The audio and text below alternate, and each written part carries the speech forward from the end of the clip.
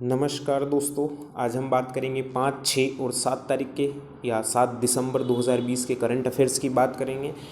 आज का हम पहला प्रश्न लेंगे कि भारत की सबसे अमीर महिला कौन है, किसके अनुसार। तो कोटक वेल्थ मैनेजमेंट जो है उसके अनुसार वो एक लिस्ट जारी करी है उसने 2020 में सबसे अमीर महिलाओं की। तो उसमें पहला स्थान किसको मिला है, तो पहला स्थान मिला है रोशनी नडार को। अब ये रोशनी नडार वर्तमान में क्या है, तो रोशनी नडार जो है HCL टेक्नोलॉजी की चेयरपर्सन है। किसकी है, HCL टेक्नोलॉजी इसकी चेयरपर्सन है। इसके साथ ही हम बात करते हैं कि दूसरे नंबर पर कौन है, तो दूसरे नंबर पर आती है जो लेडी वो है मजूमदार शाह। कौन है, मजूमदार शो। पहले नंबर पे रोशनी नडार, दूसरे पे मजूमदार शाह।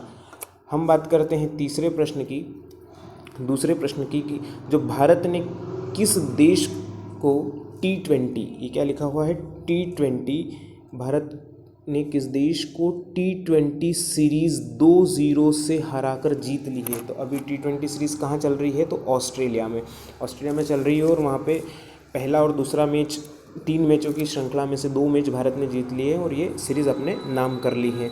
और ये लगातार भारत की 9वीं जीत है। कौन सी जीत है, 9वें नंबर की लगातार भारत की जीत है। और इसके पहले सबसे सर्वाधिक मैच जीतने का जो है अफगानिस्तान के नाम पर रिकॉर्ड है। और अफगानिस्तान ने लगातार 12 मैच जीत रखे हैं। कितने जीत रखे हैं, टोटल 12 मैच। फिर हम बात करते हैं अगले प्रश्न की कि देश के पहले deputy chief of army staff कौन बनाए गए हैं। तो देश में अभी एक नए जो है पहले डिप्टी चीफ आर्मी स्टाफ बनाए गए हैं और वो हैं परमजीत सिंह जी। कौन है, general Paramjit Singh, lieutenant general Paramjit Singh. ये जो है डायरेक्टर जनरल है अभी मिलिट्री ऑपरेशंस के। और ये 2016 में जो सर्जिकल स्ट्राइक हुई थी उसके भी हेड रहे थे या उसका भी हिस्सा थे। अब हम बात करेंगे अगले प्रश्न की। आज का चौथा प्रश्न है कि भारतीय सशस्त्र सेना झंडा दिवस कब मनाया जाता है। तो हम सब जानते हैं कि जो भारतीय सशस्त्र सेना झंडा दिवस है हर साल 7 दिसंबर को मनाया जाता है। कब मनाया जाता है, 7 दिसंबर को। और इसकी शुरुआत कब हुई थी, 7 दिसंबर 1949 को। कब हुई थी, 7 दिसंबर 1949 से सशस्त्र सेना झंडा दिवस हम मना रहे हैं। फिर बात करते हैं हम अगले प्रश्न की। हमारा अगला प्रश्न है कि भारत के प्रधानमंत्री नरेंद्र मोदी 10 दिसंबर को किस भवन का शिलान्यास करेंगे। राष्ट्रपति भवन, प्रधानमंत्री भवन, संसद भवन या लोकसभा भवन। तो अभी जो चर्चा में है वो कौन सा है, संसद भवन बनकर तैयार होने वाला है। तो इसका जो है 10 तारीख को क्या करेंगे, शिलान्यास करेंगे। कौन करेंगे, हम भारत के प्रधानमंत्री नरेंद्र मोदी करेंगे। और इसकी क्या विशेषता है, तो सबसे पहले इसमें क्या क्षमता देख लेते हैं कि लगभग इसमें 1224 सांसद एक साथ बैठ पाएंगे। इसकी एक क्षमता है, जिसमें लोकसभा के 888 मेंबर एक साथ बैठ पाएंगे और राज्यसभा के लगभग 326 मेंबर एक साथ बैठने की इसमें सुविधाएं होंगी। इसके साथ ही ये अत्याधुनिक सुविधाओं से लेस होगा और इसका जो खर्चा है वो 971 करोड़ रुपए आएगा। कितना आएगा, 971 करोड़ रुपए के बजट में संसद भवन बनकर तैयार होगा। और उसका लक्ष्य लगभग 2023 तक इसको पूरी तरीके से बन के तैयार करना है। फिर हम बात करेंगे आज के अगले प्रश्न की कि हाल ही में दिनेश्वर शर्मा का निधन हो गया है। वे किस केंद्र शासित प्रदेश के प्रशासक थे।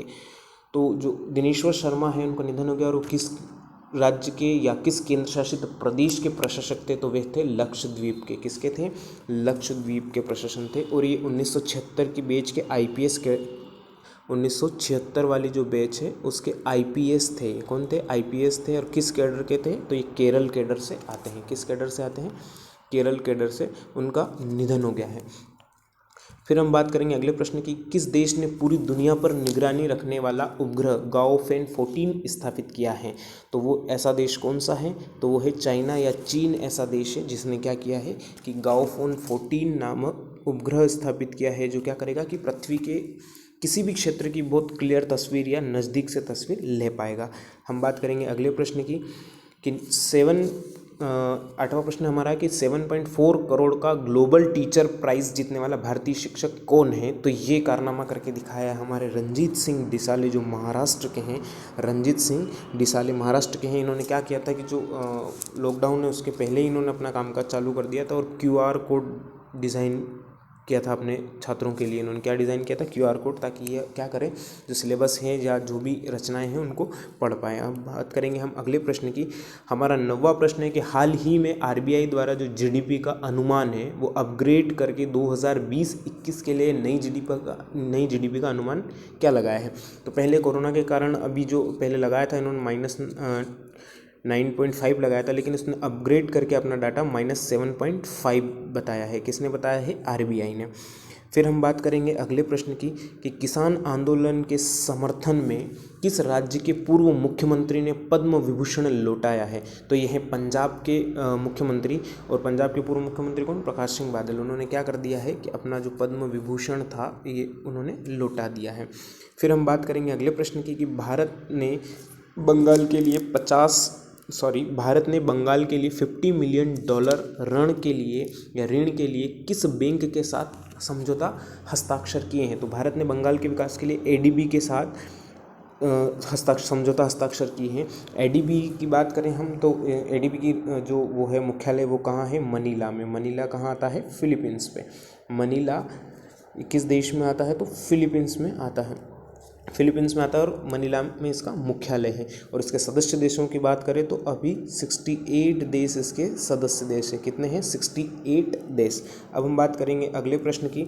हमारा अगला प्रश्न है कि सीमा सड़क संगठन क्या है, सीमा सड़क संगठन या बॉर्डर रोड ऑर्गेनाइजेशन, जिसको हम BRO कहते हैं, इसके नए महानिदेशक किसे नियुक्त किया गया है।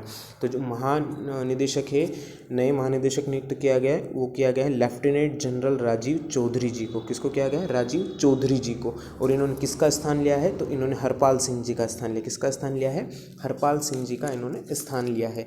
अब हम बात करेंगे अगले प्रश्न की कि भारतीय नौसेना दिवस मनाया जाता है, कब मनाया जाता है भारतीय नौसेना दिवस। तो ये प्रतिवर्ष मनाया जाता है 4 दिसंबर को। कब मनाया जाता है, 4 दिसंबर को भारतीय नौसेना दिवस मनाया जाता है। और ये 1971 से मनाना शुरू किया है। इसकी शुरुआत कब से की गई, तो 1971 में जब भारत पाक युद्ध हुआ था तो भारतीय नौसेना ने सीधे कराची तक अपना आक्रमण करते हुए अपनी नौसेना पहुंच गई थी। तो उसी जीत के उपलक्ष्य में 1971 से भारतीय नौसेना दिवस मनाते हैं। कब, 4 दिसंबर को। अब हम आगे बढ़ेंगे, फिर बात करेंगे अगले प्रश्न की कि फॉर्च्यून इंडिया द्वारा जारी देश की 500 दिग्गज कंपनियों में प्रथम स्थान पर कौन सी कंपनी है। तो जो भारत की प्रथम 500 दिग्गज कंपनियां हैं उसमें प्रथम स्थान पर कौन है देश में, तो वो है रिलायंस कंपनी। कौन सी कंपनी है, रिलायंस कंपनी, जिसका जो किसकी अगुवाई में चल रही है अभी, अंबानी ग्रुप के। अगर इसकी बात करें कि दूसरे नंबर पे कौन है, तो IOC इंडियन ऑयल कॉरपोरेशन दूसरे नंबर पे है। और तीसरे नंबर की बात करें तो oil and natural gas ONGC तीसरे नंबर पे है। ONGC का स्थान कौन सा है इस लिस्ट में, तीसरा नंबर है। हम बढ़ेंगे अगले प्रश्न की ओर। हमारा क्वेश्चन नंबर 15 है कि MDH समूह के संस्थापक कौन थे जिनका हाल ही में निधन हो गया। तो MDH जो है ग्रुप, ये मसालों से संबंधित है और इसकी स्थापना की थी धर्मपाल गुलाटी, महाशय धर्मपाल गुलाटी ने इसकी स्थापना की थी और उनका हाल ही में निधन हो गया है। फिर अगले क्वेश्चन की बात करेंगे कि ग्लोबल टेररिज्म इंडेक्स 2020 में सबसे अधिक प्रभावित देशों में भारत का स्थान कौन सा है। तो ग्लोबल टेररिज्म इंडेक्स ने वो जारी की है 2020 में एक लिस्ट, जिसमें सबसे अधिक प्रभावित देशों में भारत का स्थान आता है 8वां। कौन सा आता है, भारत का स्थान आता है 8वां। और पहले नंबर पे जो आता है वो अफ़गानिस्तान है। जो सबसे ज़्यादा प्रभावित है वो कौन है, अफ़गान या अफ़गानिस्तान है। और इसमें लगभग 163 देशों की क्या होगी, रैंकिंग जारी की थी। 163 देश में सबसे ज़्यादा प्रभावित अफ़गानिस्तान है और भारत का नंबर आता है 8वें नंबर पे प्रभावित था। और अभी आपको कमेंट करना है कि गैस त्रासदी का स्मारक मध्य प्रदेश के किस शहर में बनेगा। धन्यवाद।